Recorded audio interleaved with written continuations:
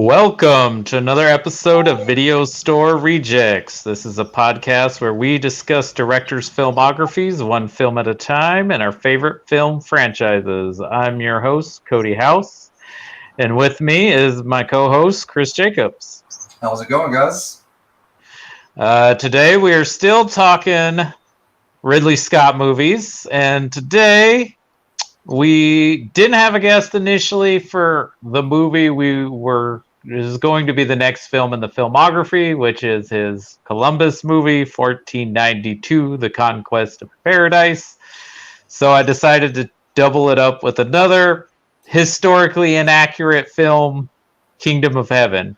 We then did have a guest, but now they're dealing with power issues because of the storms we've had in our area, and they're working on it. So they wanted to really talk about Kingdom of Heaven. So that was originally my plan, was we were going to talk about Kingdom of Heaven first with them and then get into Columbus. But how do you want to do this conversation?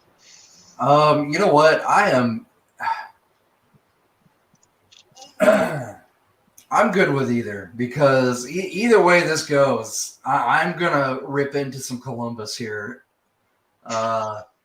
I honestly do not have anything good to say about that movie, other than the costuming.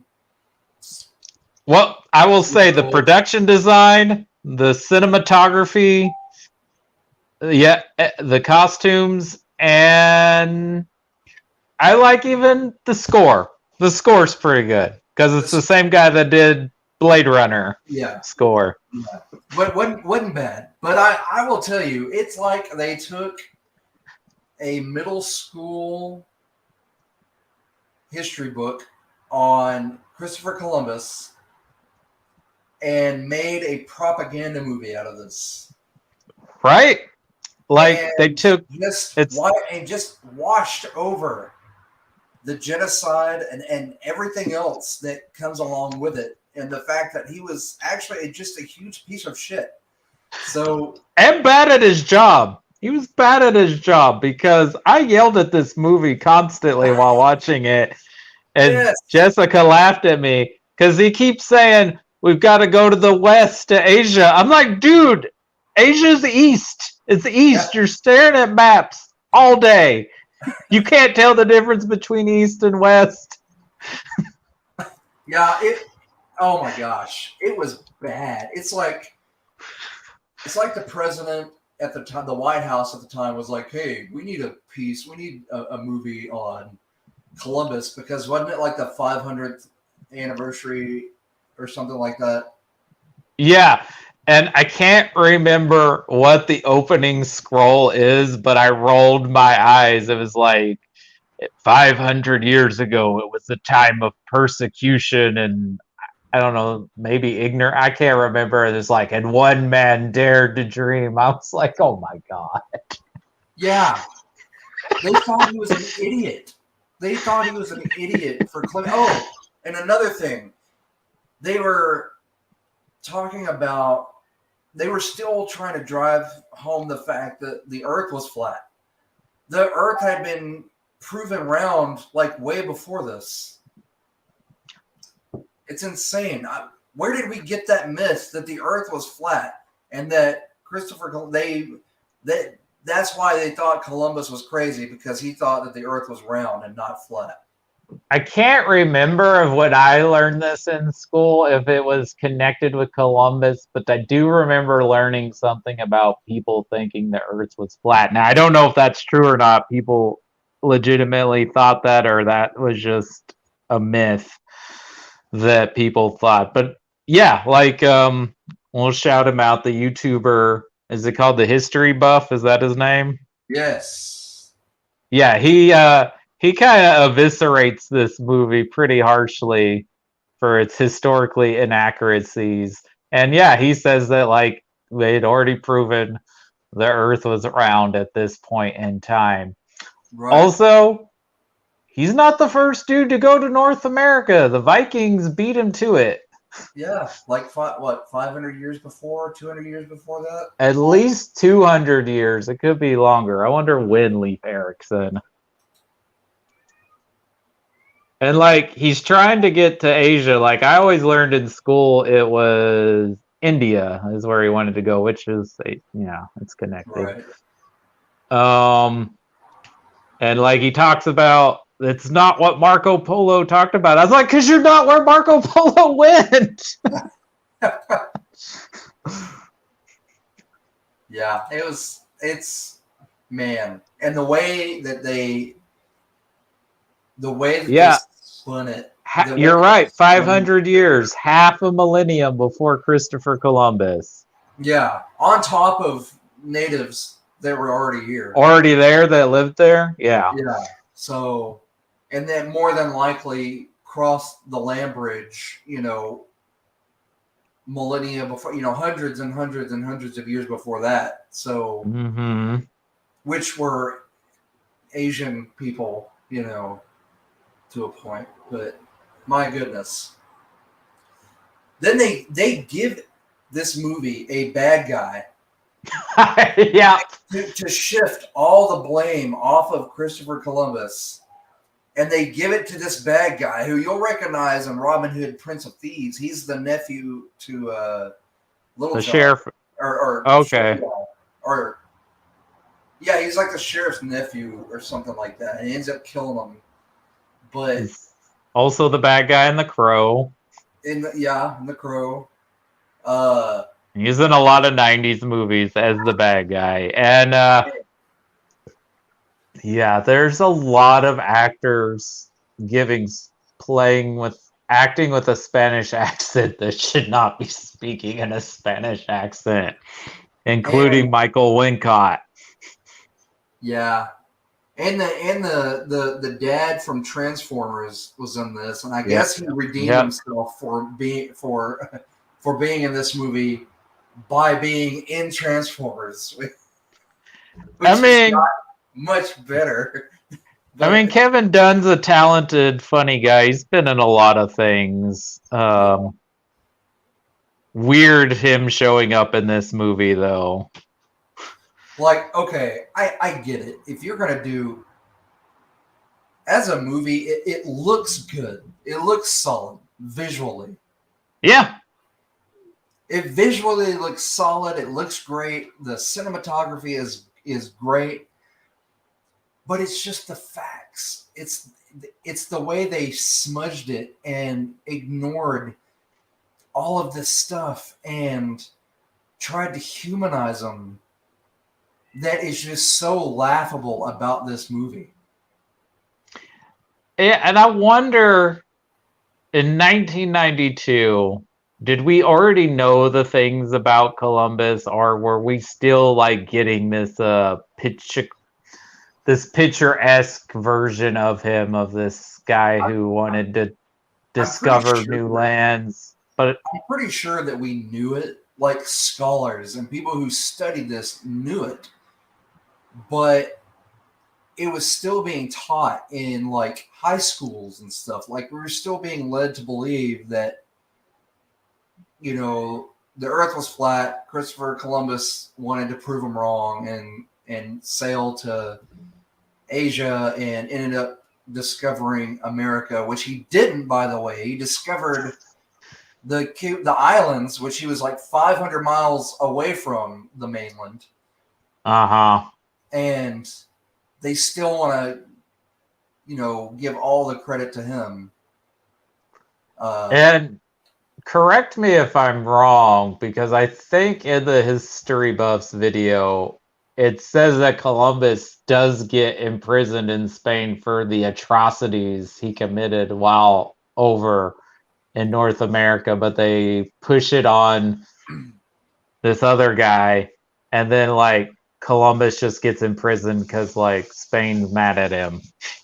Yeah, they're mad because they didn't find all this gold and the territories are in chaos, and I remember what's so funny too is right there at the end where Armand Asante like runs out and stares at him, and the priest like makes a quip like, "Oh, it's just Columbus. He's a loser or whatever." And he's like, "No, people people will remember our names because of him. And I was like, oh my God, please stop right now. How much did they pay you, Scott?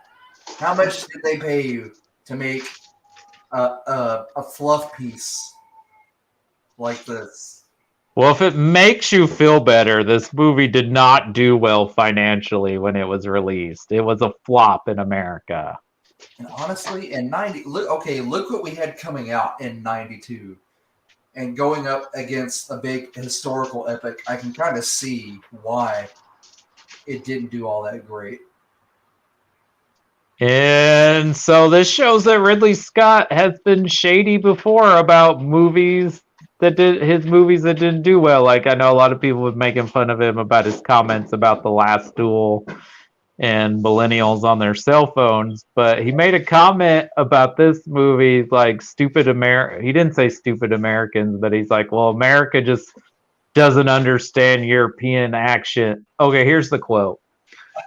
Director Ridley Scott later blamed the movie's failure on Americans not understanding European accents. They don't hear shit unless it's from Texas or America, right? And reflected, it's one of my favorite films. What's interesting, they didn't know how to release it in America, but in Europe it clocked 57 million.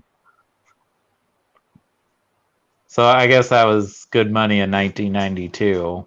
Yeah.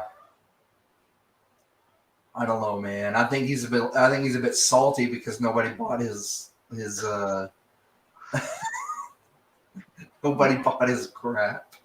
I don't know, man. Yeah, I mean, look, movies are historically inaccurate all the time, right? Like they always try to, and even when it's based on a real person, they try to, overlook the bad stuff historical figures did and focus on the good things they did, right? The good things. That's like someone taking a movie and making a movie about Adolf Hitler, but in his private life where it shows him being nice to puppies and kids and, painting and and frolicking and having a great time, but just totally ignoring all the bad shit that he did. Right. Yeah. And I think that's what hurts this movie is because of one who it's about and like how they like work overtime to try and make him be like an upstanding dude. Like, why don't you just make a movie about him being horrible? Like, right. The people in movies don't always have to be likable. Like, and didn't Columbus die like penniless and like broke and like each voyage was worse than the last one? Mm-hmm. Yeah, it just kept getting worse and worse, and I don't know, maybe it was karma coming back to be like, nah, you a-hole, you're gonna die penniless and broke. I will say I know that I guess because Columbus was actually Italian, which I didn't know that till some years ago. Because I don't think they really said that when I learned that in grade school that he was Italian. But I guess I appreciate Gerard Depardieu not trying to be Italian or Spanish. Like he's just doing his own you voice. Want to hear something weird? What? I always knew he was Italian, but it was later on. Is it because of the Sopranos episode? No, it was before that. Like, okay. It was the whole the whole thing with Spain didn't like register until much later. Like, it's like we started out learning that, oh yeah, this Italian dude, and here's the ships, but it didn't sink in that it was Spain. Like they did. I don't know if it was the books that we were being taught out of or what, but yeah, I don't know where I was going with that, but anyway, just lots of stuff that was left out and stuff that we were taught. It's like being taught about the founding fathers, okay, in grade school. They're not going to teach you about all of the slavery and Oh, the whole Thomas Jefferson having an affair with his slaves and having all those right, children with Sally, I forget her name. and the rewriting the Bible because you think Yep. it's boring and you want to leave out all the parts that you think are unnecessary. Mm-mm. There's so much that you don't learn that you should learn until you're much older, and sometimes you don't catch this stuff in college. You know, uh, but yeah, you're right. If they had just made this movie and tried to make it as accurate as possible, it would have been hard to watch, but it would have been a lot, just so much better. Like, you know, Yeah, if you're gonna do it, do it. Like, we know that he did horrible atrocities. Like, don't try to make him out like he's I don't even know like what to compare it to, like of a historical figure. okay, let's take. I'm going to use Schindler's List as an example. Okay, case in point, like Oscar Schindler was very much involved with the Nazi party because he was German, but realized it was horrible and decided to do something. But he still was involved in crappy things and allowed horrible things to happen while he was overruling this concentration camp. Right, exactly. You know, but if I remember correctly, and I haven't watched that movie in years because of obvious reasons, you know, nobody wants to watch it just because. But I think everyone should revisit it every once in a while just to get a taste of why that shit is wrong and why we, you know, fascism bad. Anyway, where was I going? Oh yeah, Schindler. You know, they show him in the movie. He's still doing shitty things. They don't go into everything, but they show you that he was on the fence. You know, he was dipping into both sides. He did have a conscience, but he was still very much, you know, in the Nazi party and rubbing elbows with the best of them. But he didn't try to. He humanized them just enough that you realize what he does at the end saves lives, but he also shows you just enough of what a douche that he is, you know, and the fact that he still was a crappy person. And in this, it's like Columbus is Danny Tanner, you know? It's like, I mean, well, they try to make him a martyr for like, you know, and like that he was kind to the indigenous people, which he wasn't. And they show it like when they, again, this is stuff that I picked up from History Buff, which was really awesome. But like they were talking about when he gets there and he's like, well, this is paradise. And they're rubbing elbows with the natives and they're living amongst them. He read excerpts from diaries talking about selling 9 and 10-year-olds as sex slaves. Yeah. To these men for that reason as incentives. And it's oogie watching it, like them living and partying with the natives and getting along, and it's disgusting. So that's interesting because apparently the writer of this film discovered millions of untranslated parchments while she was researching an article about Columbus, right? Right. So I'm wondering how much of of her initial script is the final film? Like, did she write a movie that's praising Columbus and so just only pick the good stuff she found out of that? Or like, did executives be like, well, it's the 500th anniversary, we gotta make him look like a good guy? Like, I kind of felt that because it was the anniversary, they were like, and I keep using the word propaganda piece because if it was released for the anniversary and they're making him look like the way he does in the film, it's a propaganda piece. That's how it feels, right? It's like Yeah. we're, like you said, it's like the junior high level education of his journey to America or North America, really. Like he didn't even really go to where America is today. It's North America. Like he's on the islands.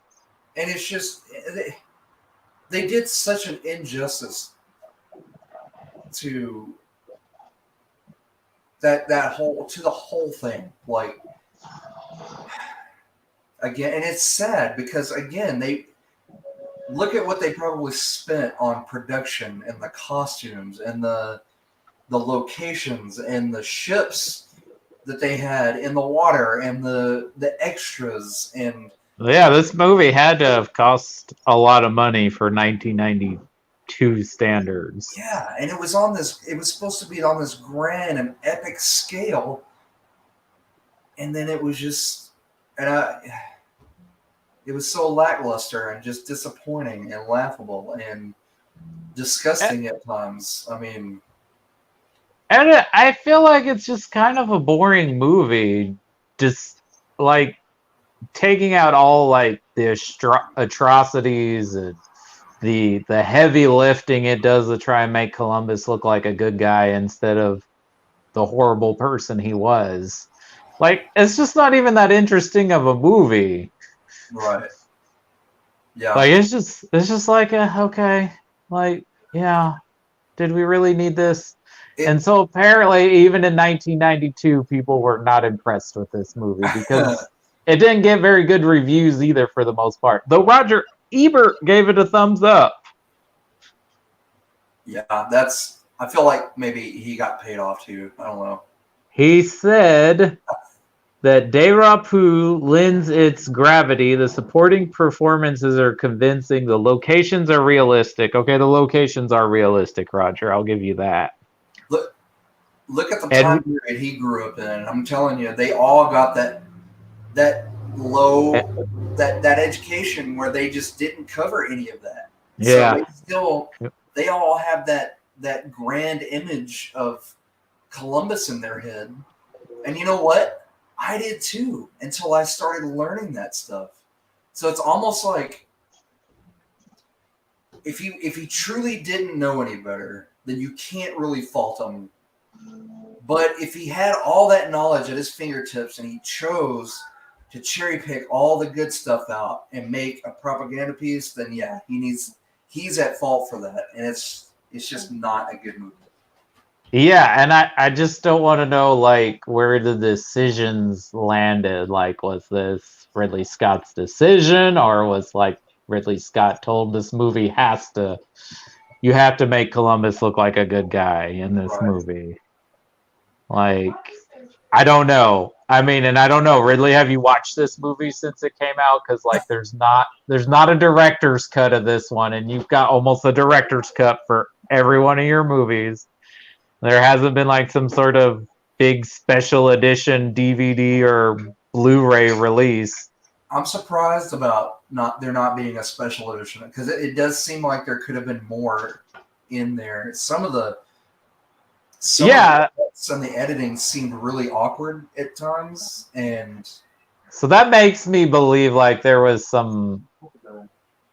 I mean, I don't know. I wasn't there. I was a small child when this movie was made, but 9. Yeah, I was 7 when it was released, so I don't know, but it's not a good movie. And yeah, it's just like it doesn't work because we know this is BS. Like there's not even anything. I would rather watch someone to watch over me again, to be honest. I mean, that movie's boring, but at least it's not committing any kind of atrocities, all right? It's just wasting your time.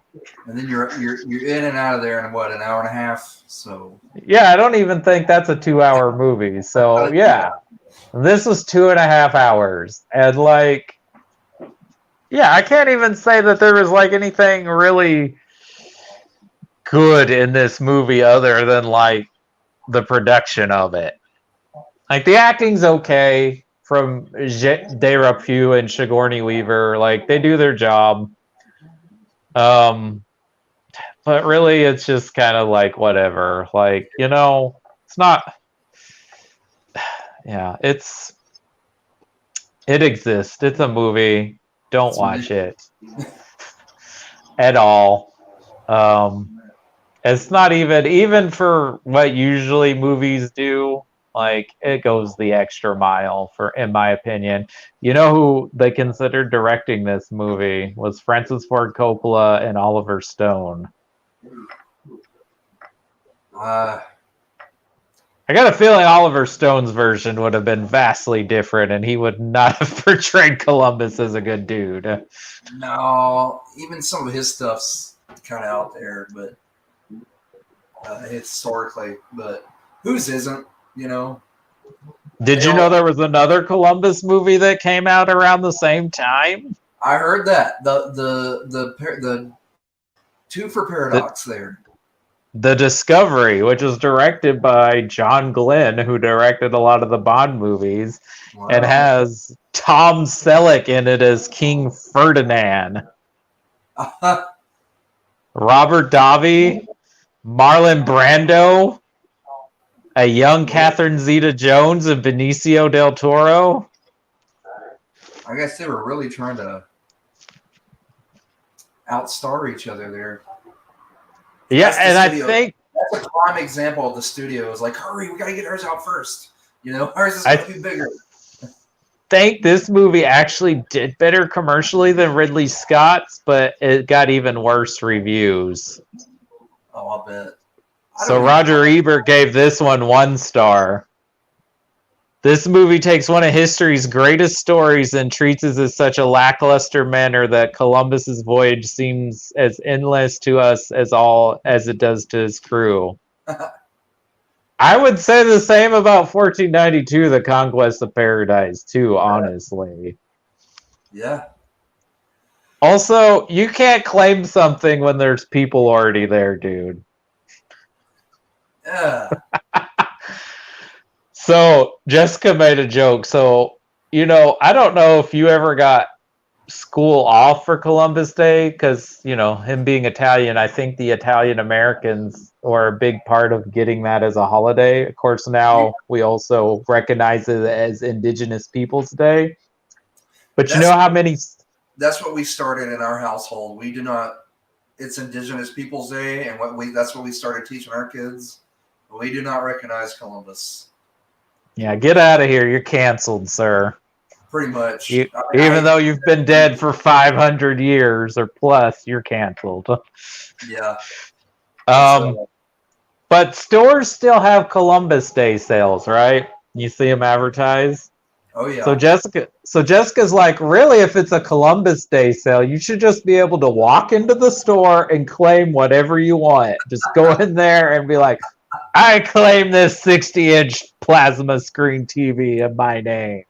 Yes. I will even carry a reliquary in there and parchment, roll that bitch out and be like,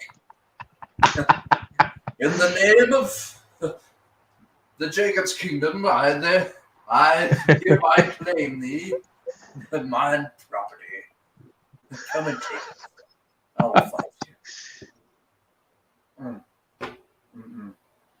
Yeah, and that is another thing. Like, I was like, oh, there's going to be the fight between Columbus and sleazy 90s guy. Nope, no fight. I was like, he could have killed Columbus. He had him. Totally, because Columbus isn't a fighter. Yeah. And then they have that Indian dude up there, the Native American dude up there, like, holding that arrow on him, like, come on, boss. I got it. Just let me do it. And he turns around and jumps. That was confusing to me in the movie because, like, that guy was like, "Oh, we should kill them all, and you shouldn't believe them. They're lying." And like, there's a scene where he touches the guy's heart, and like, he's lying. Well, of course he's nervous. Like, that's no way to. So I was really confused why, like, there were some natives like on his side. Like, I was like, "What's going on?" I don't get that. And that's So do you? another prime example of colonization is, you had some started wearing their clothes and Mm-hmm. even hurting, a few of their own people as slaves. And but Mm-hmm. that was probably my favorite line in that entire movie is when his I guess it's his personal slave changes back into his native clothing and he's leaving when that storm's coming up. Right, and he's He's like, like, "You "Hey, get never ready bothered to for it learn." because you never learned my language." So it's like, F you. I was like, did he just tell him "F you"? Yeah. Like you never learned my language when you said you would. You said we Yeah. were going to live together. We were supposed to live in harmony. You were going to learn my language and my customs, and you didn't do any of that shit. You just colonized us and sold us as It, slaves, and you're using us to work in your mines. And it we brought have to. that big ass bell that did not need to be there. Yeah, I mean, I'm like, you deserve it, man. If y'all catch disease, whatever you get, you deserve it. Yeah. Um, I really don't have much else to say about this movie, so I'm surprised we got 30 minutes out of it. It's And 30 minutes of bad mouthing this piece of shit movie, and I'm okay with it. Honestly, film is film, and it's there. It's always going to be there, but I do not recommend this to anyone. I no, I will rate unless this. you're just a I'm going to rate this unless the lowest rating that we have because it well is boring. that just goes on Ridley's mommy's fridge. And that's where it needs to stay. It probably needs to fall off and get swept up under the fridge and lost until you get ready to move or the fridge goes out and you pull it out years later and you're like, oh, I forgot we had that. Oh, well, it's too dirty now. We'll throw it in the trash. That would be like, okay, so this is made in the early 90s. So like case in point, they go to like Ridley Scott's estate and they're like digging out through all of his stuff that he's built for decades on decades of filmmaking, and they find a laserdisc copy of this movie just like with dust all over it and stuff, and they're like, "Oh, yeah, he did make a Columbus movie, didn't he?" Yeah. I Man. forgot about that. This is Yeah. The only people I would recommend this to is if you're a Ridley Scott completionist and you just want to see everything he did, or if you're a historical person and you just want to like pull all your hair out of your head because of how inaccurate this movie is. The completionist in me is glad that I watched it. But the movie buff and history buff in me is like, why the hell did you watch that? It is garbage. But I'm glad I did. I sat there. I got to point out, all the ridiculous stuff. Yeah, that's it. That's all I got. Yeah. So let's move on to another very historically inaccurate film, but it is a very good movie, and I do think it's at least not so. It's still very much a white savior movie that we have dealt with for so long in film, but at least it's well made. Right. And I like that it does not portray either side as a villain or a hero. Like it shows the good and bad on both sides of the story. Right. That's another thing that the history buff guy said was, well, he did kind of rag on it for not. Yeah, he pretty much ragged on it pretty eviscerated good, this movie. but he did make a point. Was they were a little harsh on portraying the Knights Templar there as they were there for land and to loot and plunder and to become rich, and they were. But he spun this in that movie as them being the protagonist, which I'm okay with. I was actually okay with that because that was one of the issues that the Knights Templar had. There were, hang on just a second. Sure. No, we're good. They were, and Jeremy Irons' character points this out. It's one of the lines in the movie. He goes, almost my whole life, I was led to believe that we were over here fighting for God in God's name, but we're not. We were over here using religion as an excuse to loot and plunder and rape and kill, and both sides did that. And continue. I'm not here to get anyone at me, but there are bad, especially at this time when this movie was made, of course, all these terrorists are using religion to recruit people and to commit their atrocities. But we have people right here in our own country using Christianity almost for the exact same purpose. Oh, you're right. And I see it to this day.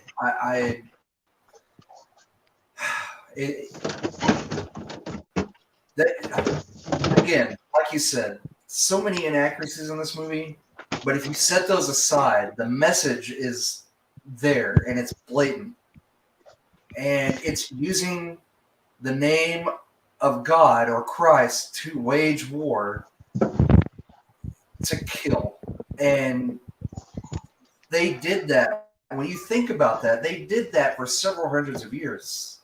I mean, can you think 300 years of trying to take one spot back, going back and forth over dirt, where you think, or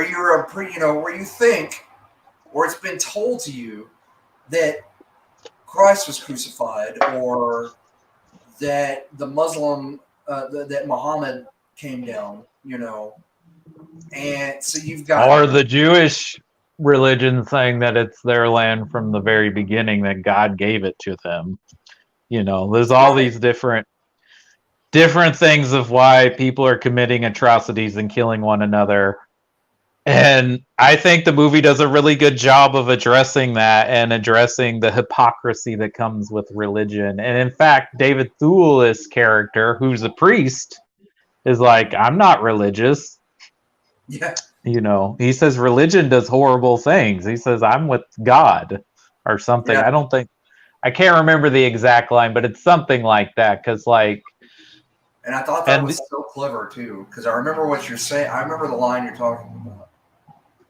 Yeah, because Orlando Bloom's like, why are you a knight? You're a priest. You're not supposed to kill. And he's like, our religion says, and that was the other thing I really liked early in the movie is once he decides to join Liam Neeson after Liam Neeson tells him he's his dad and everything, and they come to arrest him for killing the priest played by Michael Sheen, which that guy kind of had it coming. Yeah, but his stepbrother. Yeah, it's his stepbrother, which I don't. So yeah, let's just say it.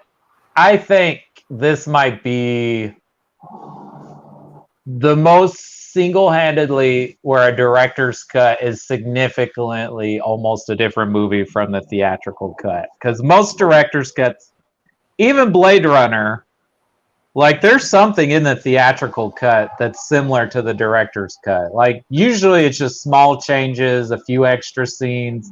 This is almost a whole different movie. It's almost an hour longer, too. It is.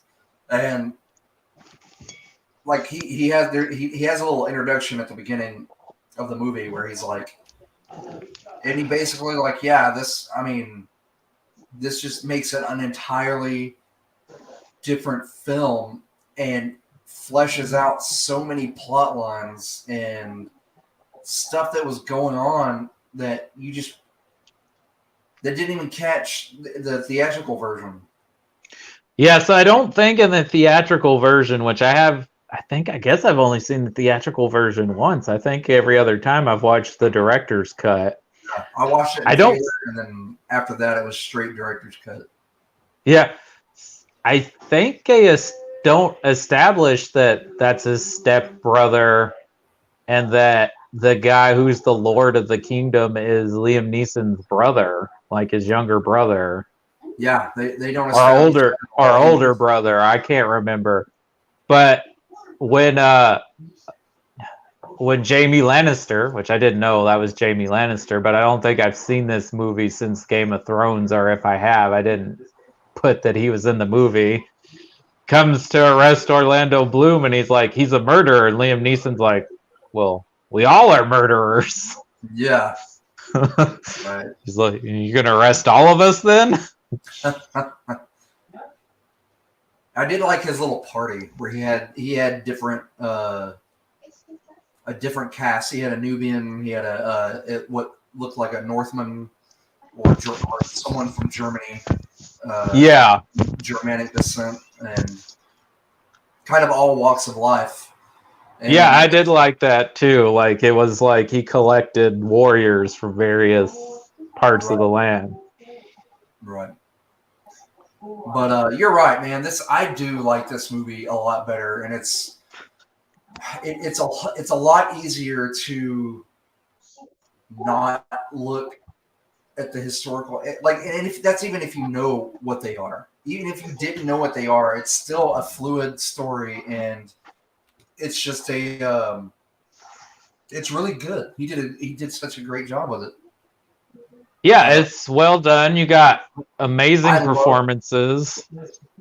Yeah, and the only bad guys that you are rooting to die are the Knights Templar characters in this. The Brendan Gleeson character, and I forget, but is his name Guy or Guy? He's married to the princess, the king's sister. Yeah. And you're like, wow, because Saladin, even though that they were committing the same atrocities, he still was chivalrous, I guess, and respectful. And you had Dr. Bashir from DS9, which I love. I love his character in this movie, and I love the exchange of when Orlando Bloom fights his servant, which you don't know at the time that's his servant. You think he's the servant, but he's acting. And a side note on Alexander, he really he is a practicing. He's Muslim, and has sought out to take more. Sorry if you hear my cats, my outside cats fighting over something, but he has sought out roles that to where he could portray his nationality and stuff. And this was one of it. He said this was one of his most favorite roles of his, and one of his proudest roles, because he wanted to do that in Star Trek so much, but they wouldn't let him bring any religion or nationality into it, which kind of seems weird for Trek. It's well, their point was at this point in time we had transcended, like religion was still there, but it wasn't like everyone kind of respected each other's religions. Like there wasn't anything, nobody was fighting over religion anymore, unless you throw in like, space aliens or something. But on Earth, nobody was using religion as a crutch or as a means to fight anymore. So take from it what you will. I think it was them just not wanting to touch the subject, but anyway, Alexander Siddig got to do this role, and it was one of his favorites. So I'm glad that he did, because and he's great in the movie, and I love his character. I love their little exchange, and I love that, like, because Orlando Bloom doesn't kill him, because he fully expects Orlando Bloom to kill him after he kills the other guy in the fight, and he doesn't, because he's like, I have no quarrel with either one of you. And so because of that, generosity, he spares Orlando Bloom's life when his men are forced to keep Brendan Gleeson's character's estate from being like overtaken. Right. And there's one thing I wanted to point out, which I thought was glaringly stupid, seeing that these guys, they had been there for going on 100 years. They know the territory, and they know that you have to march from water to water. So when Guy rallies the army to go out into the desert to meet Saladin, that you know that they would have known better to just march out into the heat in desert like that without water. And correct me if I'm wrong, but isn't there an exchange where I think Jeremy Irons says to either Guy or somebody else, like, you will never stand a chance against their army in the desert. Like, you won't be able to fight them. It's White Christ.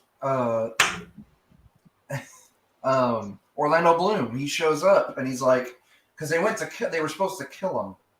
Mm-hmm. So he wasn't on the Council of Knights or whatever, and he rides up, and because that's when he was like, and I am king. Right as he says king, he sees him riding up, and he's like, oh crap, well, who wants to go to war, real quick, who wants to do it?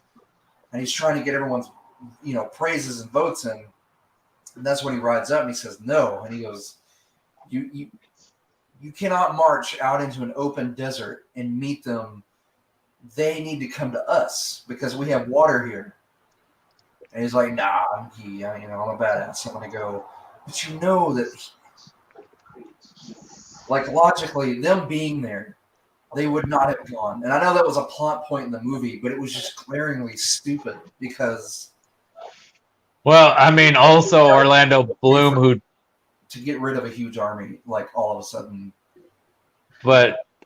Also, Orlando Bloom showing the native people of Jerusalem how to get water from their land. Like, they know, buddy. You just got here. He's like, you know what? Let there be water. That was basically what I saw from that scene. I was like, oh, Lord. But which the actual historical person he's based off of was actually born and raised in Jerusalem. Like the guy he's supposed who they're taking but for whatever reason the screenwriter wanted to start the story off in France with him having the dead wife and the dead kid and give him a little bit of a backstory, which is fine. It works in a fictional movie. Yeah. But, like, the history buff's right. Like, this guy would have never rose to as high of a standard as he was because of him being a bastard. Like, that wouldn't happen back in those times. Yeah. The British... He was. Yeah. Why were they going to follow that dude? But, I'm okay. I'm okay with that because it's a movie. We've seen this time and time again in fantasy literature. King Arthur. Like, there's so many... Game of Thrones, there's so many stories where this happens, so I'm okay with that. Like, it's fine because I know it's not really it's a historical movie, but it's not really based on anybody's actual history, even though there are some people in the movie that were real people. Right. But yeah, I think why this movie didn't do well, besides them cutting like nearly an hour of it and like missing a lot of really good plot points, is they marketed this as like it was like Gladiator, because it's from the director of Gladiator, and this is not like Gladiator other than it's a historical film. Like, right, because Gladiator is basically a revenge story. Like, it's just set at ancient Rome times, but it's not a drama. Right, it's an action movie, and I can't wait to get to Gladiator because I haven't seen it in several years, and I'm pretty ready to go back and revisit that movie because I love that. I grew up with that movie, man. That was a huge movie when it came out. I love it. I love the soundtrack. It's a good revenge story. Um, it's a story set in historical events, so you can kind of. I mean, this is too, but it's not as entwined, I guess, in actual stuff. But you know who's really great in this movie? And I didn't even know it was him till I read about it in a magazine or online. And I think I'd already seen the movie when I found this out. But Edward Norton as the king is really good in this movie. Oh, I'm talking to myself. No, sorry. Yeah, he is. I had to sneeze as I muted it. So. Oh, okay. But yeah, he is awesome, and I didn't realize that was Edward Norton until after I had picked up the director's cut, and I was watching special features, and I was like, well, holy crap, he's not credited in the theatrical cut when it was released in theaters, and he was originally supposed to play Yi, but he said, I kind of like the role of the king. Like, that seems like a more interesting role because right. because he's a weird method actor guy. So, but I don't know if I would have liked him. I don't know if I would have liked him as Guy. Like, I mean, like, he probably would have been okay. He would have played it a little differently, like more arrogant and like more of like a fancy boy, probably arrogance of like money and wealth, right? Than the guy that plays him. Yeah, which I do kind of get a vibe that Guy like is like a little bit jealous of Orlando Bloom because like maybe Orlando Bloom's a more prettier boy than him. Right, and I think he knows his wife has the hots for him too. Well, I mean, he's out committing adultery, and like it was an arranged marriage. Which I guess this movie, speaking of her, like this gives her like a whole arc. Like she's more than just like the king's sister and like the romantic interest for Orlando Bloom. Like they give her like more of a story. Right. And especially with the whole son nephew dynamic, and that she has to end up poisoning her son to spare him of living with leprosy and having to deal with what her brother dealt with. So, Right. and I think this performance is what gets her Casino Royale. Yeah, that's where I saw her from. I was like, I know her. She looks so familiar. And then, boom. Okay. Yeah. Yeah. And I mean, like, that gives so much more to what's going on in the movie, too. Like that's all out in the son character's not even in the theatrical cut. Right. This was let's see. This came out the same year. Episode 3 came out. Right? Came out the same year as Episode 3. Batman Begins. So I remember seeing the trailers for this, waiting in the lobby, sitting in line for Episode 3. They had the TVs in hanging up. Yeah. So I must have watched this trailer about 500 times throughout that day. And that's what got me hooked on it, is because that's where I saw the trailers, was waiting in line for Star Wars. So, but yeah, Star Wars. Got off on that. Starting to think about Star Wars anyway. Batman Begins, so I guess this is the year of Liam Neeson being mentors. Right. But yeah, I love David Lewis in this film. I love Jeremy Irons. Like, I mean, it's just stacked with talented actors, and I love the actor that plays what is the Muslim leader's? His name's Salid. If I said that wrong, yeah, Saladim. Yeah, Saladim. He's great. Yeah, he is. Like, I just love the intricacies of this movie. And I think when I saw it when I was younger, I was like, oh, well, they're not portraying the Muslims as just the villains. Like, they're like showing like, hey, the Christians are doing horrible things. And like, this coming out so close to the year that it did, that's like you said, that's another thing that struck me was Muslims up until that point were they were all bad because of 9/11. And I did notice that when this movie came out, like you said, that they weren't being portrayed as bad people. That they weren't being portrayed as this murderous people that I'm sure at the time a lot of people wanted you to think they were. So you have to give them that. That was probably pretty ballsy in Hollywood at the time, being released so close to 9/11 to say, hey, these are not, that's not what this is. They're not bad people. A people are not bad. You can take something like religion and twist it and make it a bad thing, and you can murder over it. And that's what he was trying to convey. So even if it is not your cup of tea, that is one of the good things about this movie is not. I don't guess it portrayed either side as bad guys, but it did. Well, yeah, I guess it did kind of amp up the showing the Templars Christendom, the way it was twisted and used, the way it was.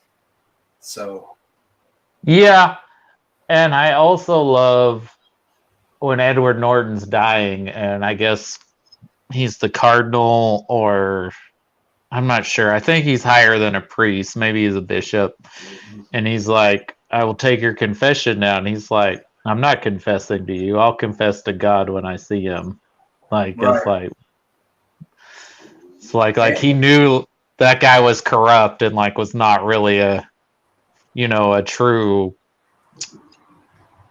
person of faith. Like, he was using religion to do whatever he wanted. Kind of like at the end where they're standing at the hole in the wall, and he's like, we'll convert to Islam and repent later. And yeah, he just turns around and looks at him like, you're a chicken shit, man.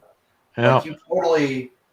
This is why I am the way that I am, because of your shenanigans and your BS. Like, look at what you're doing. Look at the way you're using this. And my gosh, you could point that out today. Like you said earlier, Cody, you could point that out today. Using religion as a recruitment tool for violence.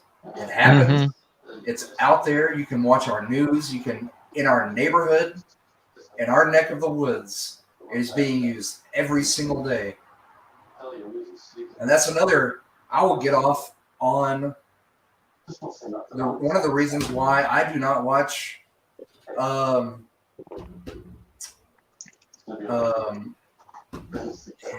what's the show with Kevin Costner? Oh, Yellowstone. Yellowstone. I will not watch Yellowstone for that very reason. And you know why? You want to know why? I'll tell you why, since we're here. You're going to get all the baby boomers mad now? Probably so, because my parents love this movie, and they've tried to get me to watch it.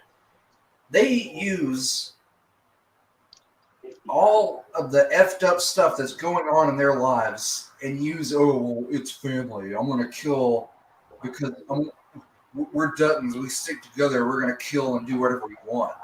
They are shit people. They backstab. They murder people, all in the name of family. Well, that's what families do. They stick together. No, not if you're out like shooting people and doing crooked shit and stuff in politics and backstabbing each other and doing all the stuff that they're portraying in that show. And then people want to turn around and root for them, and it's disgusting. Okay, I'm not going to disagree with you, but I do want to play devil's advocate just briefly because I haven't watched the show. But what makes that different than, say, something like The Sopranos or Breaking Bad? Here's the difference. I'm not I don't look at Tony and his crew as heroes. They are all Okay. horrible people. I'm invested for the story. People are out there wearing Dutton t-shirts and apparel and bumper stickers and rooting for these people. And Okay. I have seen comments where they're, talking about taking people to the train station, which, if you don't know, is their code word for taking people out and shooting them. Mm-hmm. So when you're that wrapped up in something where you think it's okay to go out and shoot a vagrant or a homeless person or somebody that maybe stole some property because they needed to sell it for food to feed their family. I'm not saying that's right, but you don't know those circumstances, and you're going to sit there and you're going to say, oh, time to take that person to the train station, meaning that you would go out and you would stick a gun to that person's head and pull the trigger. You are a disgusting fucking human being, and I will say it, and I will die on that hill. You are totally missing the point. It's like all these neckbeards out here, and guys, it's okay, I have a neckbeard. It's all like all these neckbeards out here that say, oh man, I sympathize with the Joker so much. I love his character. You are totally missing the point. You are missing the point, and you need to reevaluate it. And the same goes with Yellowstone. Guys, you're missing the point. You need to reevaluate it. Those people are horseshit. Those characters are horrible people. And I love my family, but that doesn't make me want to go out and murder, pull some of the stuff that they're doing in that show. Now, I know I got off on a tangent, and I will get off my soapbox, but... So what I'm hearing is it's not really the show. It's more just people who like the show misinterpreting what the show's about. Yes. You go look at these comments, like... that happens with so many fandoms. Like Breaking Bad is guilty of this. Rick and Morty is very guilty of this. Fight Club is exclusively guilty of this. Well, I'll put it to you this way, Cody. Yellowstone has ensnared a part of our civilization, our culture, that doesn't need to be rooted on like that. I'm sure. That's people in our area, and I think you know what I'm talking about without going any deeper into it. They don't need that encouragement because they're getting that from certain political figures, and look at that shit show. And when you look at the Duttons, that's what that's throwing out there, and I just can't get behind that. You look at the Sopranos, I don't think they were glorifying it. I think they were glorifying it in a way to get your attention. You're in it for the story, but that doesn't make me want to go out there and be mafia guy. Mafia guy. Yeah. And knocking and robbing people and stuff like that. Breaking Bad, I'm in it for the story. It doesn't make me want to go out there and cook and try to sell crystal meth. But with Yellowstone, people are going out there and they're wanting to imitate and be like these Duttons. And that therein lies the problem. That's where the problem is. And that's what I'm getting at is these people, our community is really impressionable, and they're taking this show in the wrong way. And I'm sorry I got off on the Yellowstone. I'm pretty sure that I was trying to get at some other point. Maybe it was taking religion so serious to the point to where you're going to go out and kill for it. You're going to kill other people just because they don't believe what you believe and you think they should. Exactly. Of course, my always interpretation of when people do this is I'm like, well, how would you feel if they came to where you lived and decided, well, you're going to believe what I believe or I'm going to kill you? Like, put the shoe on the other foot. Like, that's these people's country. That's their culture. That's their beliefs. Who are we to say what they believe is wrong? That is another. That was something else I was going to point out. So, Saladin's character, the character of Saladin, he asked him, "What is Jerusalem worth?" And he's Says walking away. nothing, He goes, and then he "No." says everything. Exactly. And you see him. They're walking through the palace, and he picks his cross up and he sets it back on the table. And I think the way I interpreted it was, okay, he may not have believed in that religion, but he still showed enough respect for it because it was a religion.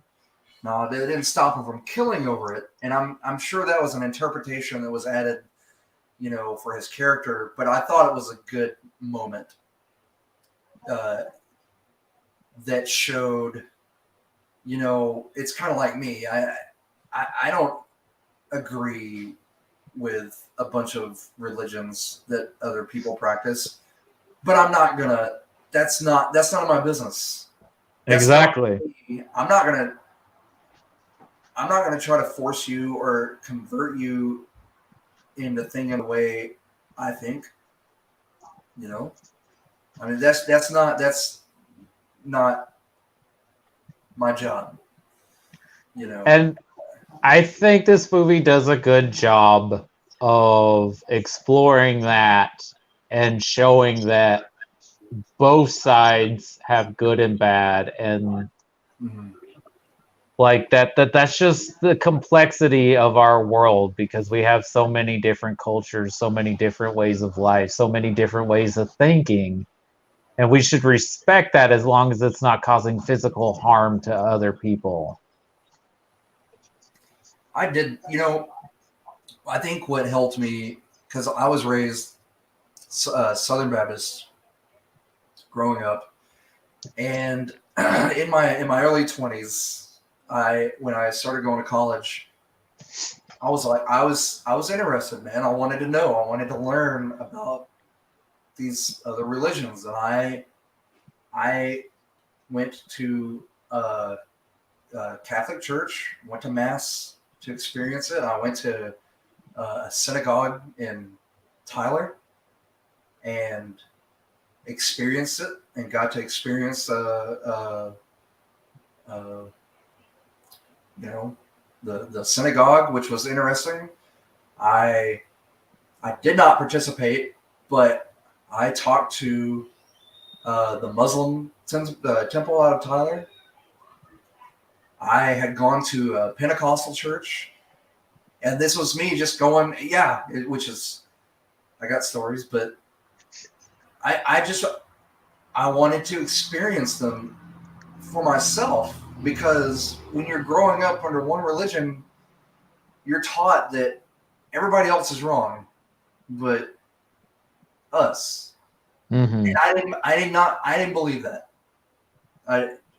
19, 20-year-old me, I was like, that can't be it. I'm sorry. God's not going to just choose one group of people and say, my religion's this is it, and everybody else is wrong. Because you got to look at the Indians and Columbus. They mentioned, they're like, well, who do they worship? And he's like, they worship nature. How do we know that a God or God represented himself in a way that he knew that these people would understand him? And it was through nature, or worshiping these nature-esque gods or whatever. We don't know. And that's not for me to say, but that helped me to understand, I think, that not everybody's one religion is right. And you're going to have to live in a world with all these other religions. And I don't think it's just your job to go and convert everybody, because that's where you get things like wars and And the problem with organized religions is it's not just about faith, and it's ran by people, and people can be corrupt, people can be wicked, and they can use things to do evil even though they're saying it's for good, and Right. corrupts the message. It happens time and time again, and this movie shows it.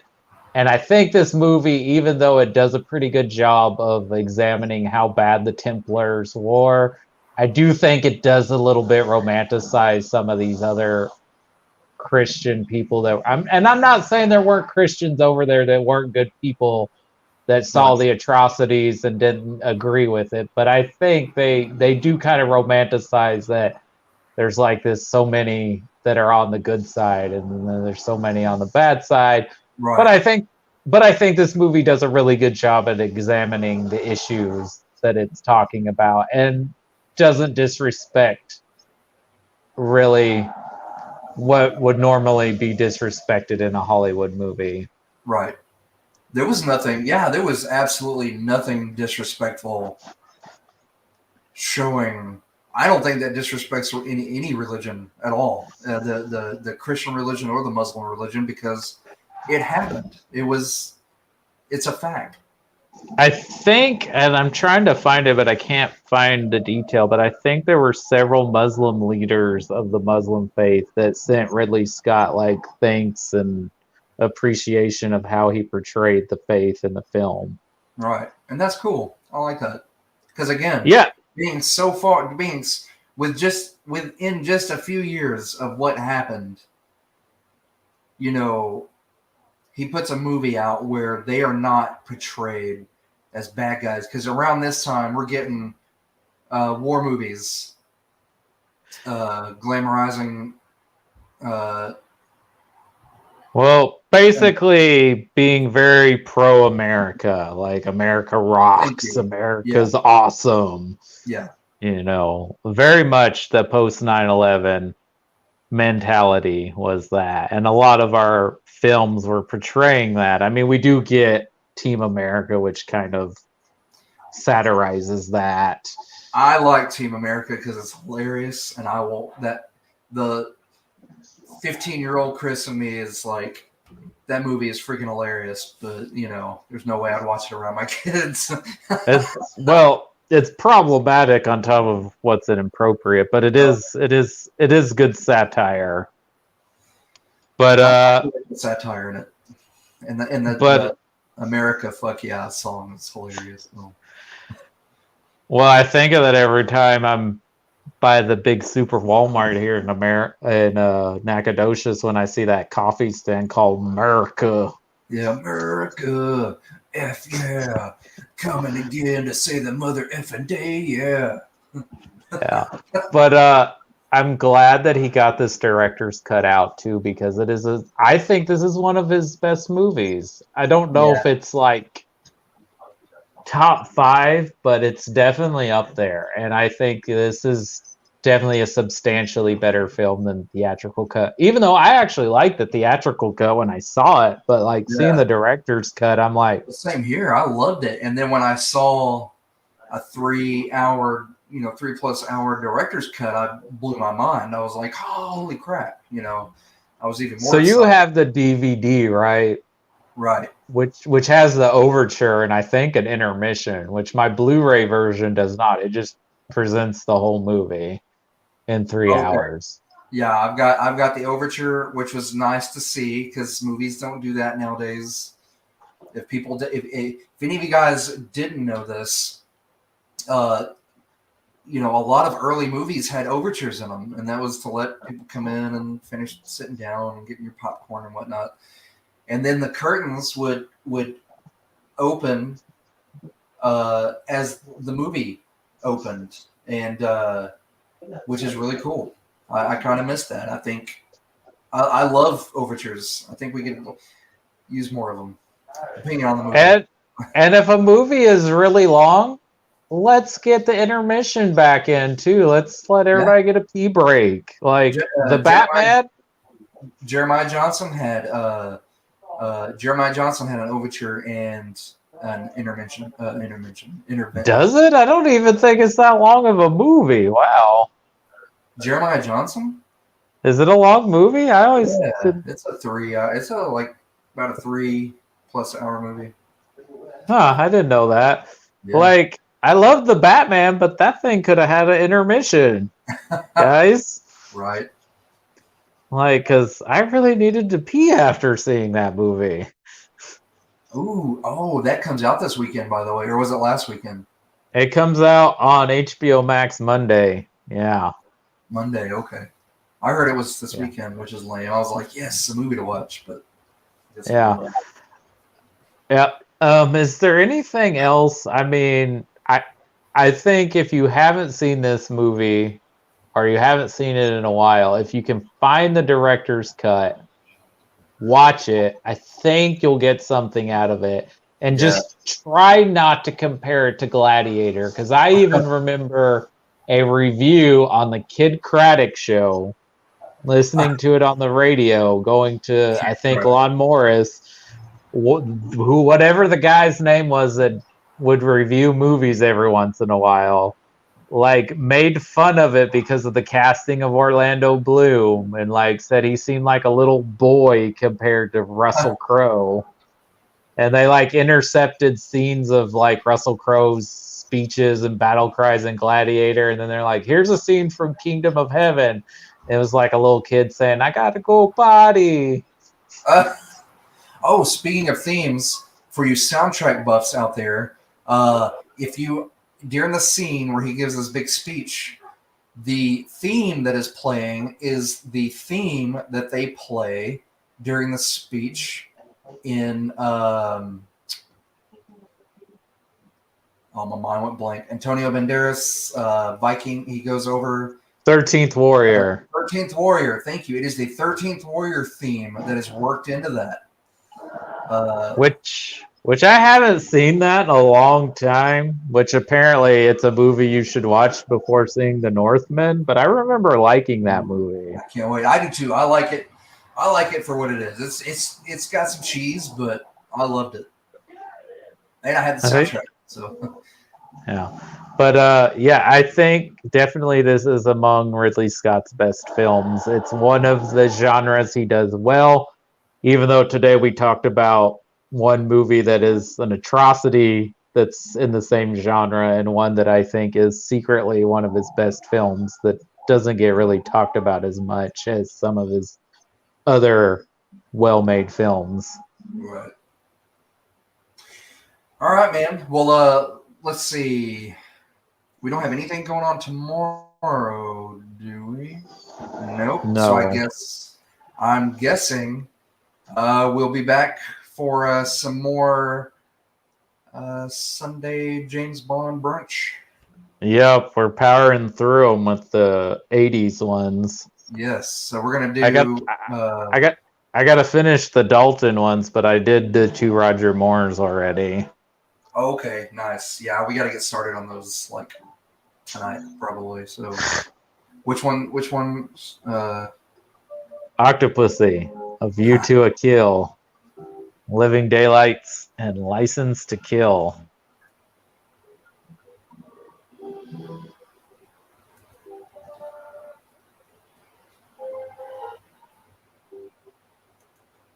And then for Ridley Scott, next week, we're going to talk about a movie I have never seen before, White Squall.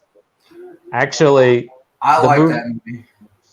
Actually, the movies were doubling because we don't have a guest for this one. And it's another one I've never seen before, and it's an infamous movie for its recasting play it did when one of the actors in the movies behavior and atrocities they committed were made public, and they recast the actor with Christopher Plummer in the role. All the Money in the World. Oh yeah, see, I haven't seen that. Yeah, about John Paul Getty's grandson getting kidnapped, and he wouldn't pay the ransom, and they were disfiguring that dude. Yeah, and I'm pretty sure there was a TV show made not long after that with Brandon Fraser playing a role in it. I could be wrong. Maybe it never saw the light of day, but I'm pretty sure there was a TV FX. He wasn't playing John Paul Getty. I think he was playing like the Mark Wahlberg role. Okay. But yeah, that's what we're gonna do for Ridley Scott next week. Well, cool. I'm ready for those. I'm excited for those. I haven't seen White Squall in a while, and the other will be new. So. Well, they're gonna be both new for me. So Cool.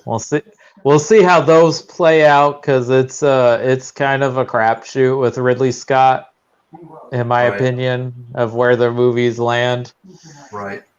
Case in point with this movie, these two movies. One is almost terrible, and the other one I think is quite good, like really good. Right. Which apparently Russell Crowe was supposed to be Richard the Lionheart. I think that's Richard, like King Richard at the end, isn't that? Yeah. He was supposed to play that, but he couldn't do it. Huh. So we got another Game of Thrones guy at the end of the movie. That's right. Another Game of Thrones connection. Well, cool, man. So. Well, hey, glad we got to talk them. They were as much as I did not like 1492. I'm glad I watched it for my movie. My Rolodex appear in my brain. It exists. It's out there. Just push it back in that dusty shelf and let that VHS collect dust. Don't pull it out. Just leave it where it is. And then, Ridley Scott has made so many other historical epics that are much better. Yeah, like Kingdom of Heaven. Don't pull it out. Womp, womp, womp. Oh, sorry, okay. guys. I had to. I saw the opening and I took it. All right, we're gonna end it there. Okay. Goodbye.